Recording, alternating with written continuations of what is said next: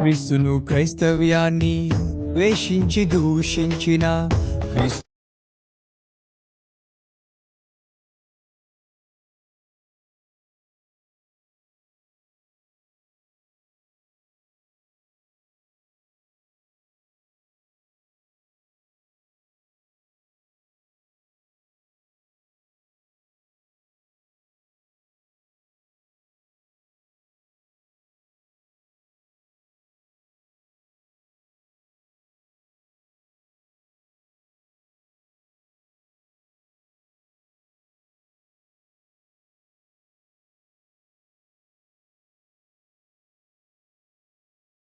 He didn't bring the new thing. ఆనాడు కొత్త తర్వాత ఏం తీసుకురావాలా? అవ్వమ్మ అక్కడ మాట్లాడడానికి సమయం ఎందుకు దొరికిందంటే ఎప్పుడు చూస్తున్న పని, ఎప్పుడు చేస్తున్న పని, ఎప్పుడు తను ఆడుకునేటువంటి, ఎప్పుడు కలిసి తిరిగేటువంటి జంతువు అక్కడ కనబడడంతో తాను సమయాన్ని ఇచ్చింది. మెల్లగా ఉచ్చులోకి పడిపోయాడు. మనకు ఒక్కొక్కసారి అనిపిస్తూ ఉంటుంది, ఏమనంటే నేను చేసేది మంచిదే. హలో, ఇప్పుడు అవ్వమ్మ చేసేది చెడ్డ మంచిదే చెప్పండి. అక్కడ పండు తిరగముందు చేసిన పని మంచిదా చెడుదా? She's good. ఎందుకంటే ఎప్పుడు చేస్తున్నదే జరుగుతుంది అక్కడ. తన దృష్టిలో సర్పము మంచిదే, తన దృష్టిలో సర్పముతో మాట్లాడడం మంచిదే, తన దృష్టిలో సర్పముతో ఆడుకోవడం మంచిదే, తన దృష్టిలో ఆ యొక్క ఏదైనా వనములో ఉన్న సమస్తమైన జంతువులన్నీ మంచిదే. బట్ స్టిల్ అది బైబిల్లో ఒక మాట ఉంటుంది, బైబిల్లో మాట ఉంటుంది చూడండి. సామెతల గ్రంథము 14వ అధ్యాయం 12వ వచనాన్ని చూద్దాం. ఒకని ఎదుట సరియైనదిగా కనబడు మార్గము గలదు, అయితే తుదకు అది మరణమునకు. ఆమేన్, హల్లెలూయా. ఎలాగట? ఒకడి ఎదుట సరియైనదిగా కనబడు మార్గము కలదట, కానీ చివరికి ఏమవుతుందట? అవ్వమ్మ జీవితంలో సాతాడు వేసిన ఉచ్చు కూడా అదే.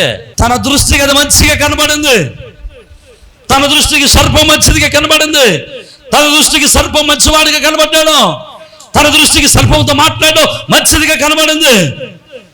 ఒరిజినల్గా ఆమె చేసే తప్పేం కాదు, బట్ దాని వెనుక ఉన్నటువంటి ఉచ్చును గ్రహించుకోలేక సాతాడు వేసినటువంటి ఉచ్చులో పడిపోయింది. ఈరోజు మన జీవితాల్లో కూడా సాతాడు ఇలాంటి ఉచ్చులే వదులుతాడు. ఎలాంటి ఉచ్చులు? మనం చూడడానికి మంచిది అనుకుంటాం, చేయడానికి మంచిది అనుకుంటాం, ఉండడానికి మంచిది అనుకుంటాం, పర్వాలేదు అనుకుంటాం, సర్లే అనుకుంటాం, మనకు నచ్చుద్ది కొన్ని మార్గాలు. కానీ మనం నచ్చిన మార్గంలో మనం తిరిగితే చివరికి అది ఎక్కడ నడిపిస్తుంది? మరణానికి తప్పిస్తుంది. మనకు నచ్చిన మార్గాలు కొన్ని ఉంటాయి కదండి. చూడండి, ఇప్పుడు మీరు మీ ఇళ్ళ దగ్గర చాలా పనులు చేసుకుంటూ ఉంటారు, చాలా జీవనోపాధులు చేస్తూ ఉంటారు, చాలా రకాలుగా మీ దైనందిక జీవితాలు కలిగి ఉంటారు, లేకపోతే రోజువారీ జీవితాన్ని కలిగి ఉంటారు. మీ రోజువారీ జీవితాల్లో మీరు చేసేవి నేను తప్పు అని ఏమైనా చెప్పండి. నేను రోజు తప్పు చేస్తున్నాను ఎవరు చెప్పగలరు? కానీ మీరు చేసేవన్నీ రైటేనా? మీరు చేసేవి మీకు రైట్, కానీ నాకు తప్పు. నేను చేసేవి నాకు రైట్, మీకు తప్పు. అదే అంటాడు బైబిల్లో. నేను చేసేది కరెక్ట్గా నాకు అనిపించవచ్చు, అవ్వమ్మ చేసేది కరెక్ట్గా అవ్వమ్మ కనిపించింది, కానీ తుదకది మరణానికి కనిపించింది. అంటే చాలా పర్యాయాలు మనం చేసే పనులు మనకు మంచిగా అనిపిస్తూ ఉంటాయి, మనం నడిచే మార్గం మంచిగా అనిపిస్తూ ఉంటుంది, మనం చేసే పని మంచిగా అనిపిస్తూ ఉంటుంది, నేను వెళ్తున్న త్రోవ మంచిదే అనిపిస్తూ ఉంటుంది, నేను ఎన్నుకున్న మార్గము మంచిదే అనిపిస్తూ ఉంటుంది, నేను ఎన్నుకున్న మాటలు మంచివే అనిపిస్తూ ఉంటుంది. కానీ దాని వెనుకాల సాతానుడి యొక్క ఉచ్చు దాచబడి ఉన్నదే. చూడండి, బైబిల్లో కొన్ని ఉదాహరణలు చెప్తాను. బైబిల్ చూడడానికి సమయం లేదు, కానీ సమయాలు మొదటి గ్రంథం 20వ అధ్యాయంలో 25వ అధ్యాయంలో నాబాలు కనబడతాడు. నాబాలు దగ్గరికి దావీదు తన యొక్క సైనికులు పంపిస్తాడు, ఆహారం పెట్టాయా అని. ఆహారం పెట్టాయా అని పంపిస్తే నాబాలు మూర్ఖుడట. నాబాలు అంటాడు, మూర్ఖుడు, మొండితనం కలిగినట్టు అంటాడు. దావీదు యొక్క సైన్యము నాబాలు యొక్క గొర్రెల కాపరులకు సహాయం చేశారు. ఆ విషయాన్ని గొర్రెల కాపరు వచ్చి నాబాలుకు చెప్పారు. నాబాలు అంటాడు, దావీదు ఎవడు? నేను సంపాదించుకున్న ఆహారం పెట్టడానికి వాడేవాడు అంటాడు. వాడి దృష్టికి అది చాలా మంచిగా అనిపించింది, నాబాలుకి అది చాలా మంచిగా అనిపించింది. ఎందుకంటే వాడు సంపాదించుకున్న భోజనం ఎవరికి పెట్టకూడదు, బయటోడికి పెట్టడానికి వాడికి ఇష్టం లేదు. కానీ తుదకి ఏమైంది నాబాలు జీవితం? మరణం. హలో, ఏమైంది? మరణం. దేవునికి స్తోత్రం, హల్లెలూయా. రెండవ చెప్తే చూడండి, సొలొమోను దేవుని చేత అభిషేకపబడిన వాడి మహాజ్ఞానం పొందుకున్నవాడు. ఇంత జ్ఞానం పొందుకున్న వాడి యొక్క చివరి స్థితి ఎలా ఉందో తెలుసా? ఇతను అనుకున్నాడు, నా చుట్టూ ఉన్న దేశాలన్నీ సుభిక్షంగా ఉండాలంటే, నా చుట్టూ ఉన్న దేశాలన్నీ నాతో సహవాసంగా ఉండాలంటే వారి పిల్లలను నేను పెళ్లి చేసుకోవాలనుకున్నాడు. అదో రాజనీతేమో. ఎక్కువ శాతం రాజరికాల్లో జరిగేటువంటి వ్యవస్థ ఇదే. ఎందుకంటే రాజులు వారి కుమార్తెలు ఏ రాజుకైతే ఇచ్చి పెళ్లి చేశారో ఆ రాజుతో వీళ్ళు యుద్ధాలు చేసేవారు కాదు, చక్కగా కలిసి ఉండేవారు. ఎందుకంటే వీళ్ళ కూతురు అక్కడ ఉంది కాబట్టి. సొలొమోను ఉపయోగించినట్టు ఒక స్ట్రాటజీలో, ఒక వ్యూహంలో ఇచ్చిమిచ్చు 700 మందిని వివాహం చేసుకున్నాడట. ఎంతమందిని? 700 మంది రాజకుమారులను వివాహం చేసుకున్నాడు. అందుకోసమనే సొలొమోను ఉన్నప్పుడు ఒక్క యుద్ధం కూడా జరగలేదు. అసలు ఒక యుద్ధం జరగలేదు. ఈయన దృష్టికి రాజకుమారులను కుమార్తెలను పెళ్లి చేసుకోవడం మంచిదిగా కనబడింది. అతను జీవించినంత కాలము 40 సంవత్సరాల్లో ఆ యొక్క జీవన విధానము చాలా సుభిక్షంగా కనబడింది, సురక్షితంగా కనబడింది, క్షేమదాయకంగా కనబడింది, ఆరోగ్యకరంగా కనబడింది. తన దేశానికి ఏ విధమైన ప్రమాదాలు రాని స్థితిలో కనబడింది. కానీ చివరికి ఏమైంది? ఏ భార్యను అయితే తెచ్చుకుని ఇంట్లో పెట్టుకున్నాడో ఆ భార్యలే సొలొమోనును విగ్రహాల వైపు హృదయాన్ని మళ్లించేశారు. దేవుడు 2 పర్యాయాలు చెప్పాడు, రా సొలొమోను నువ్వు చేసే తప్పు అని. 2 సార్లు దేవుడు గద్దించిన సొలొమోను యొక్క హృదయం తన భార్యల దగ్గర నుంచి దేవుని వైపు తిప్పుకోలేకపోయాడు. దేవుని చేత మొత్తబడి చచ్చిపోయాడు. సొలొమోనుకి చేసినటువంటి పని చాలా మంచిదిగా కనబడింది, కానీ సొలొమోను దేవుని కోపానికి గురయ్యాడు. కారణం ఏంటి? దాని వెనకాల సాతానుడు పెట్టిన ఉచ్చు. దేవునికి స్తోత్రం. సొలొమోనుని మోసం చేశాడండి. నువ్వెంత నేనెంత? సొలొమోనుకే తెలియకుండా మెల్లగా ఉచ్చులోనికి దింపేశాడు సొలొమోనుని సాతానుడు. అసలు నువ్వెంత నేనెంత? నువ్వు నేను ఇంకెంత జాగ్రత్తగా ఉండాలో. హల్లెలూయా, హల్లెలూయా. జాగ్రత్త, ఎవరితో స్నేహం చేస్తున్నావు, జాగ్రత్త ఎవరితో మాట్లాడుతున్నావు, జాగ్రత్త ఎవరితో కలిసి బ్రతుకుతున్నావు, జాగ్రత్త ఎవరితో నీ ఆలోచనలు పంచుకుంటున్నావు, జాగ్రత్త ఎవరికి నీ సమయాన్ని ఇస్తున్నావు. నువ్వు జాగ్రత్తగా చూసుకోకపోతే, నువ్వు మెలకువ కలిగి నీ జీవితాన్ని కట్టుకోకపోతే, నువ్వు మెలకువ కలిగి నీ ఆత్మీయ జీవితాన్ని కాపాడకపోతే సాతానుడు పెట్టినటువంటి ఉచ్చుల్లో మనము పడక తప్పదు. సాతానుడు ఎప్పుడు కొత్త వాటిని తీసుకొచ్చి నీకు చూపించడం, కొత్త వారిని చూపించడం, నీకు చూపించడం. ఎవరితో అయితే నువ్వు స్నేహం చేస్తున్నావో, ఎవరితో అయితే నువ్వు సంబంధం ఉందో, ఎవరితో అయితే నువ్వు పాత జీవితంలో కలిసి తిరిగావో, ఎవరైతే పాత జీవితంలో నీకు అలవాట్లు ఉన్నాయో, ఏ అలవాటు అయితే పాత జీవితంలో నీకున్నాయో వాటన్నిటినీ నీకు గుర్తు చేస్తాడా. దేవుళ్ళలోకి వచ్చిన తర్వాత, దేవుని యొక్క వాక్యాన్ని విని మారు మనసు పొందిన తర్వాత నిన్ను లోపల నుండి బయటికి తీసుకెళ్ళడానికి సాతానుడు బయట నీకేమి కొత్త డ్యాన్స్లు ఏం చేయడా. ఇంతకుముందు మందు తాగే అలవాటు ఉన్నాడు అనుకోండి, ఒకడు ఏం చేస్తాడు? వీడు మానేశాడు, మందుని తాగొచ్చి అనుకుని వేసాడు. ఇప్పుడు వీడు బయటికి లాగాలంటే వీడికి ఏం చేయాలి? సిగరెట్ చూపిస్తే వెళ్తాడా? ఏం చూపించాలి వీడికి? వీడు ఏదైతే ఇంతకుముందు రుచి చూశాడో, దేన్నైతే దీడు అనుభవించాడో, దేనిలో అయితే కొట్టుమిట్లాడాడో, దేన్నైతే అనుభవించి సుఖాన్ని అనుభవించాడో, దేనిలో అయితే పాత జీవితంలో సంతోషం ఉందని కోరుకున్నాడో దాన్ని చూపించాలి బయట. చూపిస్తే ఏం చేస్తాడు? అప్పుడు 2 రోజులు ఉంటాడు, 3 రోజులు ఉంటాడు, 5వ రోజున ఏం చేస్తాడు? పర్లేదులే ప్రభా నువ్వే ఉన్నావు. జాగ్రత్త. ఒకసారి నీ పాత జీవితాన్ని వదిలిపెట్టిన తర్వాత నూతన జీవితంలోకి వచ్చిన తర్వాత సాతానుడు వేసేటువంటి ఉచ్చు నువ్వు చూడడానికి మంచిదిగానే ఉండొచ్చు, మాట్లాడడానికి మంచిదిగానే ఉండొచ్చు, నా స్నేహితుడే కదా అనుకోవచ్చు, తెలిసిన వాడే కదా అనుకోవచ్చు, లేకపోతే నాకు ముందుగా పరిచయం ఉన్నవాడు పర్లేదు, నేను తెలివైన దాన్ని అనుకుంటావు. కానీ నీ జీవితాన్ని పాడు చేయడానికి సాతానుడు నీకంటే నీకంటే నీకంటే కొన్ని 100 రెట్లు తెలివైన వాడు. అందునే బైబిల్లో ఒక మాట ఉంటుంది, మత్తయి సువార్త 24వ అధ్యాయంలో. మత్తయి సువార్త 24వ అధ్యాయంలో అంటాడు ఒక మాట, వీలైతే ఏర్పరచబడిన వారిని సహితం వాడు ఏం చేస్తాడట? ఏర్పరచబడిన వారిని కూడా మోసం చేస్తాడు. చదవండి, ఈ మాట చదువుదాం ఒకసారి. 24 అబద్ధపు క్రీస్తులను అబద్ధపు ప్రవక్తలను వచ్చి సాధ్యమైతే ఏర్పరచబడిన వారిని, ఏర్పరచబడిన వారు అనగా దేవుని కొరకు ప్రత్యేకింపబడిన వారు, దేవుని సంఘములో కట్టబడిన వారు, దేవుని కొరకు జీవిస్తున్నవారు, దేవుని కొరకు పరిచర్య చేస్తున్నవారు. వీరిని కూడా వాడు ఏం చేస్తాడట? వీరిని మోసం చేయడానికి వాడు ఎలా వస్తాడట? వీరిని మోసం చేయడానికి ఎలా వస్తాడు వాడు? క్రీస్తులాగా వస్తాడు. అది ఎలాగా? నువ్వు దెయ్యంలాగా వస్తే ఏంటంటే మాట నువ్వు చెప్పండి. ఇప్పుడు దెయ్యంలాగా వచ్చి అమ్మా యేసుబాబు మంచోడు కాదంటే అంటావా? మరి ఏం చేయలేను? నీ యేసుప్రభులాగా వచ్చి అంటే మనకు ఒక ఇది ఉంటుంది కదా, యేసుబాబు ఎలా ఉంటాడు? శుభ్రంగా ఇలా జుట్టు వేసుకుని ఇలా పెట్టుకుని అదా, మనకు ఫోటోలు అలవాటు. ఇప్పుడు ఆయన ఇలా ఎవరైనా ఇలా కట్టుకుని వచ్చారు ఇంకో యేసుబాబే ఇంక మనం కదా, యేసుబాబులు గిట్టే ఏమిట్రా వీళ్ళు అంటాం కదా. అది ఏదో మనకి ఆయన దయత్వాన్ని చూపించడానికి చిత్రాన్ని అలాగే వేశారు తప్ప యేసుబాబు పట్టుకుని ఇలాగే ఉండడం ఏమని కదా. కాబట్టి ఇంకో మాట కూడా అంటాడు బైబిల్లో, ఆ యొక్క సాతానుడట వెలుగుదూత వేషం వేసుకుని. ఏ దూత? వెలుగుదూత.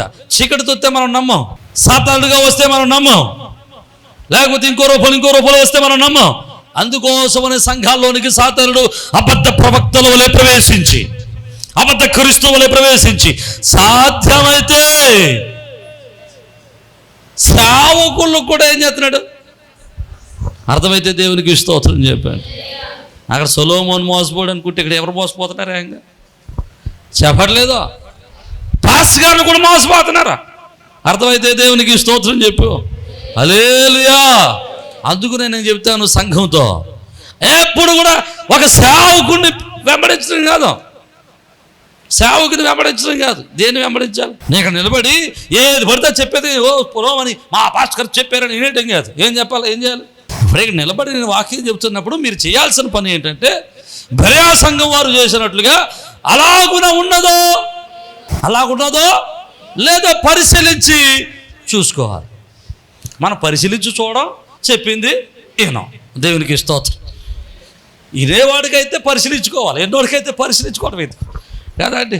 నువ్వేం చెప్పుకుంటావా చెప్పుకో, మేము శుభ్రంగా వినేస్తాం, వెళ్ళేటప్పుడు అక్కడ దులిపేసి వెళ్ళిపోతాం. వీళ్ళకి పరిశీలన అవసరం లేదు, బైబిల్లో అక్కర్లేదు. దేవునికి స్తోత్రం. హల్లెలూయా కదండి. బైబిల్లో ఎలాగున్నదో లేదో, సేవకుడు చెప్పే మాటలు అలాగునే ఉన్నాయో లేవో పరిశీలించి చూడాల.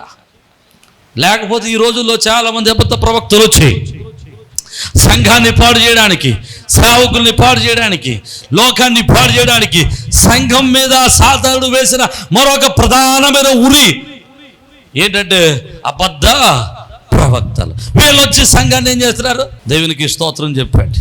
హల్లెలూయా. అందుకనే సాతానుడు యేసుప్రభు దగ్గరికి వచ్చి, యేసుప్రభు వారు 40 రోజులు ఉపవాసం ఉన్నప్పుడు యేసుప్రభుల వారి దగ్గరికి వచ్చి సాతానుడు అంటాడు, అయ్యా దేనితో శోధించాడు చెప్పండి? యేసు వారిని వాక్యంతోనే శోధించాడండి. అసలు వాక్యం లేకుండా ఏ శోధించలే.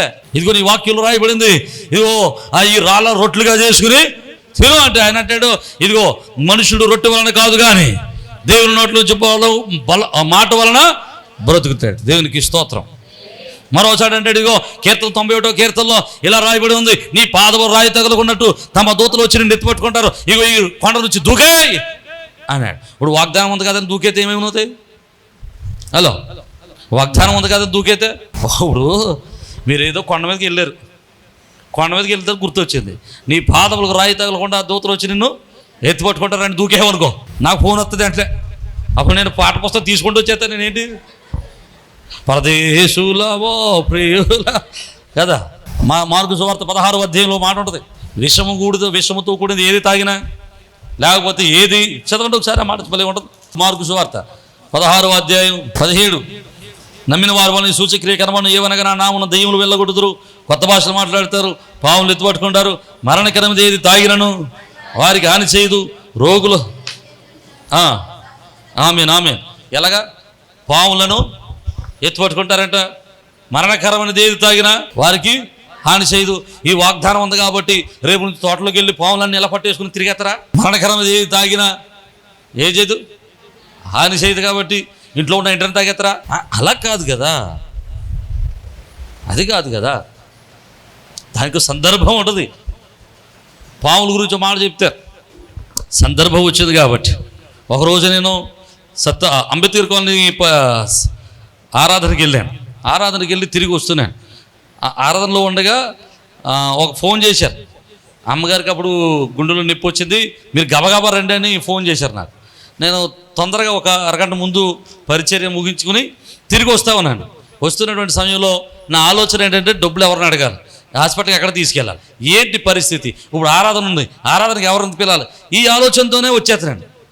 వచ్చేటువంటి ఎట్లా వస్తుందంటే అప్పుడు ఇప్పుడున్నట్టుగా సిమెంట్ రోడ్డు ఉండేది కాదు. ఇప్పుడున్నట్టు సిమెంట్ రోడ్డు లేదు, అప్పుడు మట్టి రోడ్డు. వర్షం వస్తే ఇంకా అలాగే వెళ్తాను ఉండేది కాదు. నేను ఏం చేస్తూ ఉండేవాడిని అంటే ఇలా గుండం దగ్గర నుంచి ఇలాగ చేలగొట్ట మీద నుంచి నడుచుకుంటూ వెళ్ళేవాడిని. ఈ చేలగొట్ట మీద నుంచి నడుచుకుంటూ వెళ్తున్నటువంటి సందర్భంలో తిరిగి వస్తున్నాను, అదే గొట్ట మీద తిరిగి వస్తున్నాను, రోడ్డు మీద సైకిల్ పెట్టుకున్నాను. తిరిగి వస్తున్న సందర్భంలో కరెక్ట్గా అక్కడ ఎంపీడీసీ గారి గుడి సుశీలరాణి గారి యొక్క దెబ్బ ఉంది కదా, ఆ దెబ్బ దగ్గర నుంచి చిన్నగా రోడ్ అది ఉందన్నమాట, గట్టు 2 సేలుకి మధ్యలో గట్టు. ఆ గట్టు మీద నడుచుకుంటూ వెళ్తున్నాను. తిరిగి వచ్చేస్తున్నాడు. ఫోన్ చేస్తున్నాను అనమాట, ఎవరిని అడగాలి డబ్బులని. ఎరా డబ్బులు ఉన్నాయా నీళ్ళు నేను అడుగుతున్నాను. మాట్లాడుకుంటూ వచ్చేస్తాను. ఒకటే కంగారు, ఓ పక్కనేమో ఓ చేత్తోనేమో బైబిల్ బ్యాగ్, ఓ చేత్తోనేమో ఫోను. ఏమో ఇక్కడ దాకా మడతెట్టేసాను, గొట్టాలు పై దాకా మడతెట్టేసి వచ్చేస్తున్నప్పుడు ఇక ఇదే గొట్టు అనుకోండి, ఇలా వచ్చేస్తున్నప్పుడు ఇక పైకి ఎక్కేస్తాను. ఇంకొక 2 అడుగులు అయితే పైకి ఎక్కేస్తాను. పైకి ఎక్కేస్తున్నప్పుడు నేనైతే ఎంత కంగారులో అవుతున్నానో అవతల నుంచి ఒక పాము కూడా అంత కంగారులో అవుతుంది. అది వచ్చి నా ఎదురుగుండా దాటేసింది. దాని తోక కోసం తగిలేసింది నాకు. అంతే ఇలా తిరగబడిపోయింది మీద. నేను గొట్టు మీద ఉన్నాను, అది నీటిలో ఉంది. దాని తలకాయ కరెక్ట్గా నా కాలు దగ్గర ఉంది. సేమ్ జరిగిన సిచ్యువేషన్ ఇది. దాని తలకాయ కరెక్ట్గా నా కాలు దగ్గర ఉంది. నేను చూడాలి, నా కంగారు ఏంటి, అమ్మ ఎలా ఉందో ఇది కంగారు. నేను చూశాను, పాముకు చూశాను, ఇంత దాన్ని ఏమంటారు, కృష్ణపాదం అంటారు కదా, కృష్ణపాదం ఎంత కనబడింది, చాలా పెద్ద పాము. నాకు ఇప్పుడు గుర్తొస్తుంది, చాలా పెద్ద పాము. అంతే నడుచుకుంటూ వచ్చి పాత్ర కనుకుంటే కూర్చేస్తాను నేను. అది వెళ్ళిపోయింది. నీ గొట్టెక్కిన తర్వాత కాలు ఆడతలేదు. ఇక ఆ గొట్టెక్కిన తర్వాత ఇక కాళ్ళు తీసేయలేకపోతున్నాను నేను. ఎరా అంటే అప్పుడు గుర్తొచ్చింది, నేను చూసింది తోసిపోవురా అప్పుడు నీరు కొట్టు కాదు కదా. దేవునికి స్తోత్రం. అప్పుడు అక్కడ ఉన్నటువంటి బాలయ్య గారు మందు కొడుతున్నాడు. బాలయ్య గారు పాము అన్నాను. అయ్యగారు మీరు వెళ్ళిపోండి, అది వెళ్ళిపోతాడు అంతే. దేవునికి స్తోత్రం. అది పాములు ఎత్తుపట్టుకోవడం అంటే అది. అంతేగాని వెళ్ళిపోయి పాముని ఇంకో ఏసు బాబా పాము పట్టుకుంటానన్నావు కదా, ఇదిగో పట్టుకొని కరుకోండి చచ్చూరుకుంటాం. అలాంటి అసలు ఏకండి. దేవునికి స్తోత్రం. హల్లెలూయా. ఇంకొక మాట కూడా చెప్తాను, మరణకరమది ఏదైనా తాగినది ఏం జరగదన్నప్పుడు చెప్తాను ఇంకో మాట. ఓసారి మా నాన్నగారు పరిచర్యలో ఉన్నప్పుడు ఎవరో ఒక ఆయన కొబ్బరికాయ మొక్కల్ని యాసిడ్లో ముంచి అటుకులో కలిపిచ్చేసాడు. కొబ్బరికాయ మొక్కల్లో యాసిడ్లో కలిపి అటుకుల్లో కలిపిచ్చేసాడు. ఇది తినేసాడు. తిన్నప్పుడు ఇది కంఠం మంట వచ్చిందంట. అయినా కానీ తినేసాడు. ఏదో అటుకులు కదా, బెల్లం అది ఉంది కదని ఆశతో మాట్లాడుకుంటూ తినేసాడు. కంఠం అంతా కాలిపోయింది. ఇంచుమించు 20 రోజులు కష్టపడ్డాడు ఆయన నోట్లోంచి మాట రాకుండా. అసలు చచ్చిపోవాలి, కానీ దేవుడు ఆయనను బ్రతికించాడు. దేవునికి స్తోత్రం. అది విషణము మరణకరమైన ఏది తాగినా నీకు ఏమి హాని చేయదంటే అది. అంతేగాని పరుగట్టుకుని వెళ్ళి యేసు బాబా అని తాగేస్తానంటే అనవసరంగా మాకు పని చెప్పకండి. దేవునికి స్తోత్రం. హల్లెలూయా కదా. ఒకవేళ అలాంటిది అంటే ఖాళీగా ఉన్నప్పుడు చెప్తాను, అప్పుడు చేదురు కానీ మీరు. దేవునికి స్తోత్రం. హల్లెలూయా. జాగ్రత్తగా మనం ఆలోచన చేస్తే సాతాను అబద్ధ బోధకులను ప్రపంచంలోనికి పంపించి దేవుని యొక్క వాక్యాన్ని ఎత్తిపెట్టి మనలను మోసం చేయడానికి ప్రయత్నం చేస్తున్నాడు. అబద్ధ బోధకులు వచ్చినప్పుడు మనము సంఘముగా ఉన్నవారు మనం ఎలా ఉండాలి? చాలా జాగ్రత్తగా ఉండాలి. దేవునికి స్తోత్రం. సాతానుడు వాడినటువంటి మొదటి వచ్చి నీకు తెలియని వారు కాదు, నీ స్నేహితులనే, నీ ఇంటి వారినే, నీ బంధువులనే, నీ అలవాట్లనే, నీకు తెలిసినటువంటి ఆ యొక్క అవకాశాలనే సాతానుడు వాడుకుని నిన్ను మెల్లగా సాతానుడు తన ఉచ్చులోనికి లాక్కుంటాడు. నువ్వు చూడడానికి మంచిదిగా ఉండొచ్చు, నువ్వు చూడడానికి చాలా శ్రేష్టమైనదిగా ఉండొచ్చు, చూడడానికి అది చేయగలిగినది అయి ఉండొచ్చు, చూడడానికి అది చేయగలిగినది అయి ఉండొచ్చు, నువ్వు చూడడానికి అది చేయడానికి చాలా మంచిదిగా నీకు కనబడొచ్చు. కానీ తుదకు దాన్ని నిన్ను ఎక్కడ నడిపిస్తుంది? అర్థమైతే దేవునికి స్తోత్రం చెప్పాలా? హల్లెలూయా, హల్లెలూయా. మరి నేను చేసే పని మంచిదా చెడా, నేను సాతాను ఉచ్చులో ఉన్నానా దేవుని మార్గంలో ఉన్నానా అని ఎలా తెలుసుద్ది? ఇది సాతాను ఉచ్చు అని ఎలా తెలుసుద్ది? అవ్వకు తెలిసిందా సాతాను ఉచ్చు అని? తెలియలేదు. మరి సాతాను ఉచ్చు అని అవ్వ ఎప్పుడు తెలుసుకోవాలి? మాట్లాడినంతసేపు మాట్లాడేది, మాట్లాడేసేపు అంతా గుట్టు రొట్టంతా చేసేసుకుంది, ఇంట్లో గుట్టు అంతా చెప్పేసింది, బాగానే ఉంది. అన్నీ చెప్పిన తర్వాత సాతాను అన్నాడు, ఇదిగో ఈ పండు తినద్దన్నాడు దేవుడు. ఆ పండు జోలికి వెళ్ళేసరికి ఏం గుర్తు రావాలి? అర్థమైతే దేవునికి స్తోత్రం చెప్పు. హల్లెలూయా, హల్లెలూయా. ఆ పండు జోలికి వెళ్ళేసరికి ఎవరు గుర్తు రావాలి? దేవుడు గుర్తు రావాలి. అయ్యా, ఇప్పటి వరకు నీతో స్నేహం చేశాను, ఇప్పటి వరకు నీతో మాట్లాడాను, ఇప్పటి వరకు నీతో సంభాషణ చేశాను, ఇప్పటి వరకు సమయాన్ని కేటాయించాను. నువ్వు ఆ పండు జోలికి మాట్లాడావంటే నేను ఊరుకునేది లేదా. I will not go for that. నేను దాని జోలికి వెళ్ళడానికి ఇష్టం లేదు. నీ స్నేహం ఉంటే ఇక్కడితో వదిలే దేవునికి స్తోత్రం అని చెప్పాలా? హల్లెలూయా, హల్లెలూయా. కానీ అంతసేపు మాట్లాడిన తర్వాత, అంతసేపు సమయం ఇచ్చిన తర్వాత, అన్ని మాటలు మాట్లాడిన తర్వాత, అన్ని గుట్లు రొట్టె చేసుకున్న తర్వాత సాతాను తినమంటే తినకపోతే ఈడేమనుకుంటాడో అనుకుందేమో మా అవ్వమ్మ. తినకపోతే మా మధ్యన స్నేహం పోద్దేమో, మా మధ్యన ఈ పందం పోద్దేమో, ఈ బాధపడతాడేమో, మనసులో సిగుమనుకుంటుందేమో, మళ్ళీ మాట్లాడేమో. ఇలాగే సాతాను ఉచ్చుల్లో పడిపోయేటువంటి స్త్రీలు చాలా మంది ఉన్నారు. అర్థమైతే దేవునికి స్తోత్రం చెప్పండి. ఇలాగే సాతాను ఉచ్చుల్లో పడిపోయి పురుషులు చాలా మంది ఉన్నారు. స్నేహితుడు బాధపడతాడనో, స్నేహితురాలు బాధపడుతుందనో, లేకపోతే మా ఫ్రెండ్ బాధపడుతుందనో, లేకపోతే ఇంకోటి ఏమవుతుంది అనుకుని మీ జీవితాన్ని సాతాను కోరలోనికి అప్పగించుకుని మీ బ్రతుకులను నాశనం చేసుకుంటున్నారు. జాగ్రత్త, నువ్వు ఎవరితో మాట్లాడుతున్నావు, జాగ్రత్త ఎంతవరకు మాట్లాడుతున్నావు, జాగ్రత్త ఎంతవరకు లిమిట్ పెట్టుకున్నాను. సాతానుడు వేసే ఉచ్చు చాలా ప్రమాదకరమైన ఉచ్చు. ఇప్పటికే చాలామంది ఉచ్చుల్లో పడిపోయి ఉంటారు. హలో, నాకు తెలియదు మీరు ఏ ఉచ్చుల్లో పడ్డారో. సాతానుడు వేసిన ఉచ్చుల్లో పడి ఉంటారు. దేవుడు అంటున్నాడు ఉచ్చులో పడకుండా కాపాడుతాను అనలేదు సుమా. ఏమన్నాడు? వేటగాని ఉరిలో నుండి నిన్ను విడిపిస్తాడు. ఇదే అనుకూల సమయం. ఒకవేళ నువ్వు ఇక ఉచ్చులో ఉన్నావేమో, ఇక సాతాను ఉచ్చులో పడిపోయి గిజగిజలాడుతున్నావేమో, నువ్వు తప్పించుకోవడానికి అవకాశం లేకుండా త్రాగుడని వ్యసనంలో పడి, వ్యభిచారమని వ్యసనంలో పడి, లేకపోతే జూదమని వ్యసనంలో పడి, లేకపోతే లోకానుసారమైన జీవితమైన వ్యసనంలో పడి సాతాను కోరలో నలిగిపోతున్నావేమో, యేసయ్య దగ్గర రా. ఆయన నిన్ను ఉచ్చులో నుంచి తప్పించుటకు సమర్థుడు. నమ్మితే బిగ్గరగా దేవునికి స్తోత్రం చెప్పాడే. హల్లెలూయా. ఆయన ఒక్కడే సాతాను చేతిలోంచి నిన్ను రక్షించుటకు సమర్థుడు. నీ వ్యసనములను రక్షించుటకు ఆయన ఒక్కడే సమర్థుడు. ఎందుకో తెలుసా? ఆయన ఒక్కడే ఆ వేటగాని యొక్క తలను చితుకగొట్టినవాడు.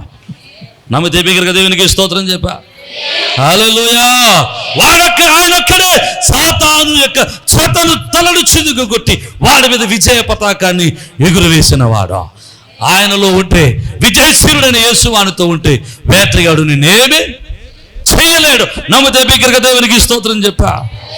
ఈరోజు ఏ వేటలో ఉన్నావో, ఏ భయంకరమైన ఉచ్చులో పడిపోయావో, వ్యభిచారమని ఉచ్చులో పడిపోయావేమో, దొంగతనమని ఉచ్చులో పడిపోయావేమో, లేకపోతే ఏ వేషధారణని ఉచ్చులో పడిపోయావేమో, లేకపోతే జూదమనే ఉచ్చులో పడిపోయావేమో, త్రాగుడనే ఉచ్చులో పడిపోయావేమో, ఉచ్చులోంచి నీకు నీవుగా బయటికి ఎవడు రాలేడు.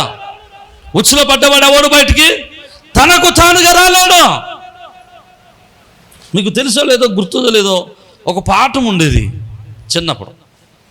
ఒక వేటగాడట పావురాలన్నిటినీ వల్ల వేసుకుని వెళ్ళిపోతాడట. అర్థమైందా మీకు? పావురాలన్నీ బాధపడుతున్నాడు, మమ్మల్ని రక్షించేవాడు ఆవిడ. ఆ పావురానికి ఒక స్నేహితుడు ఉన్నాడు. ఏమంటూ ఆ పావురానికి ఒక స్నేహితుడు ఉన్నాడంట. ఆ స్నేహితుడు ఎలకంట. స్నేహితుడిని పిలిచిందంట. ఏది? పావురం. ఆ ఎలకొచ్చి ఏం చేసింది? వలను కోరికింది. పావురం వలను తప్పించుకోలేదు. దానికి శక్తి కలిగిన వాడు ఒకడు ఉండాలి. ఈరోజు సాతాను ఉచ్చును తెంపగలిగిన వాడు, సాతాను ఊరిని తెంచగలిగిన వాడు, సాతాను తలను చితగొట్టగలిగిన వాడు, సాతాను ఉచ్చులో నుంచి నన్ను తప్పించగలిగిన వాడు ఒకే ఒక్కడున్నాడు.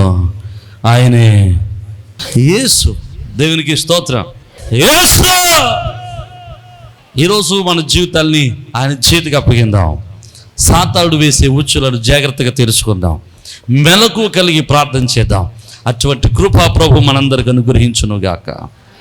తలలు వంచండి, చిన్న ప్రార్థన చేద్దాం. సర్వకృపానిధి, ప్రేమ కలిగిన తండ్రి, జీవాధిపతి, మీకు స్తోత్రాలు ప్రభా. ఇగో తండ్రి, ఈ దినమందు నీ సన్నిధిలో కొద్ది నిమిషాలు మేము వాక్యాన్ని ధ్యానం చేయడానికి విరిచిన సమయాన్ని బట్టి నీకు స్తోత్రాలు ప్రభా. వీరి వాక్యం మొదలు నాటిపచ్చేయండి. మీ కృపను అనుగ్రహించి మీరు మహిమపడతాను ప్రభా. ఇగో తండ్రి, సాతానుడు వేసే ఉచ్చుల్లో నుంచి, సాతానుడు వేసేటువంటి ఊరిలో నుంచి మేము తప్పించబడడానికి సహాయం చేయండి. మీరే మహిమ పొంది నీ కృపాక్షేమం స్థిరపరచుమని. సాతాను యొక్క పన్నాగములు తెలియని వారు మీరు కాదు మీరు అని వాక్యం సెలవిచ్చిన దేవా. ఏవో సాతాను పన్నాగాల్లో మొదటి పన్నాగాన్ని మేము నేర్చుకున్నాం. వాడు తెలిసిన వారిలో నుంచి, తెలిసిన దానిలో నుంచి, తెలిసిన విషయంలో నుంచే మమ్మల్ని మోసం చేయడానికి ప్రయత్నం చేస్తున్నాడు. సాతాను ఎదిరించు బలమును, వాని యొక్క తంత్రములను గుర్తించు శక్తిని, మాకు జ్ఞానమును మీరు దాయిచ్చే ప్రభా. నీ బిడ్డలు ఎవరైతే సాతాను ఉచ్చుల్లో పడిపోయారో, సాతాను తంత్రాల్లో పడిపోయారో, ఎవరైతే వారి జీవితాలు నాశనం చేసుకుంటున్నారో, సాతాను కోరల్లో పడి వారి జీవితాలు, వారి వివాహ జీవితాలు, వారి కుటుంబ జీవితాలు, వారి ఆర్థిక జీవితాలు పాడు చేసుకుంటున్నారు. వారిగా బయటికి రావాలని ఆశపడుతున్నారు కానీ రాలేకపోతున్నారు. అయ్యా, వారందరినీ మీ చేతులకు అప్పగిస్తున్నాం. నజరేయుడైన యేసు నామములో ప్రభువా, యేసు నామములో వారికి విజయం కలుగునుగాక. వారి యొక్క చెడు వ్యసనంలో బయటికి వచ్చుదురుగాక. యేసు వారి శక్తి వారు పొందుకుదురుగాక. వారి కుటుంబంలో సమాధానం పొందుకుదురుగాక. వారి కుటుంబంలో సంతోషం పొందుకుదురుగాక. వారి విజయం పొందుకుదురుగాక. సాతాను కోరలు విలువబడునుగాక. వారి కుటుంబంలో సమాధానం కలుగునుగాక. త్రాగుడు విడుదల పొందుదురుగాక. వ్యసనమును విడుదల పొందుదురుగాక. వ్యభిచారమును విడుదల పొందుదురుగాక. ఓ దుర్వ్యాపారుడు వ్యసనము విడుదల పొందుదురుగాక. దొంగతనాన్ని విడుదల పొందుదురుగాక. యేసు నామములో వారు సమాధానం పొందుకుని విజయ జీవితమును జీవించుదురుగాక. మరణాన్ని తలపడాలా, మరణాన్ని జయించిన యేసు, సాతాను తలను చితకగొట్టిన యేసు, నీ జయ జీవితం మాకు దయచేసి మీరే మహిమ పొందమని, దాని వాక్యాన్ని వింటున్న ప్రతి ఒక్కరిలో నీ శక్తి కార్యములు జరిగించి వారి జీవితాలు నీకు సమర్పించుటకు సహాయం దయచేయమని యేసు పరిశుద్ధ నామమును బట్టి స్తుతించున్నాం మా ప్రభువు తండ్రి. ఆమేన్. అందరికీ షలోం.